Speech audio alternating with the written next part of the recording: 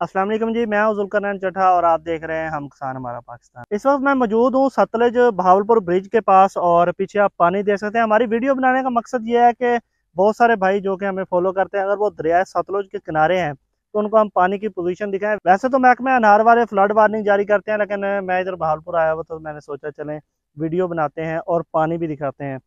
तो इस वक्त जो पानी की पोजीशन है, वीडियो शुरू करने से पहले चैनल को जरूर सब्सक्राइब कर दें और बेल आइकॉन के बटन पर लाजमी क्लिक करें ताकि हमारी आने वाली वीडियोस आप तक जल्द से जल्द पहुंच सकें। वो मेरा कैमरामैन अगर आपको दिखा सके तो पानी बहुत स्पीड के साथ आ रहा है और बड़े अरसे के बाद देखा है इतना ज्यादा पानी। और जो यहाँ पे दरों का कहा जाता है कि जी इतने दरे चल रहे हैं, इतने दरे चल रहे हैं। अगर हम देखें तो ये ट्रेन वाला जो ब्रिज है के नीचे अभी तक तकरीबन दूसरा दरा चल रहा है, तकरीबन 2 दरे चल रहे हैं। और आगे जो दूसरा पुल है जो कि है जहाँ से ट्रैफिक गुजर रही है, तो वहां पे 5 दरे चल रहे हैं। यहाँ पे 1.5 दरा चल रहा है और वहां पे 5 दरे चल रहे हैं।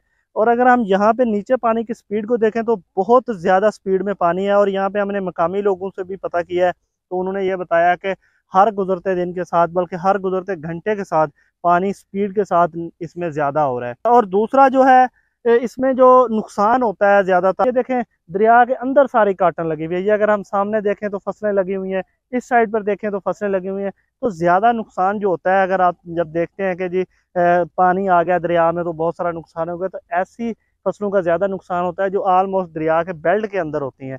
बाकी अभी तक जो सैलाबी सूरत हाल है वो नहीं है दरिया सतलुज में। बाकी अल्लाह ना करे कि कोई सैलाबी सूरत हाल आए, क्योंकि जो हमारे किसान भाई हैं वो ऑलरेडी बड़ी मुसीबत में हैं। तो हमारी आज की वीडियो ऑलमोस्ट मुकम्मल होती है दरिया सतलुज के किनारे से। वीडियो आपको कैसी लगी कमेंट्स में ज़रूर बताएं। अच्छी लगी है तो शेयर कर दें। इजाज़त दीजिए, अल्लाह हाफ़िज़।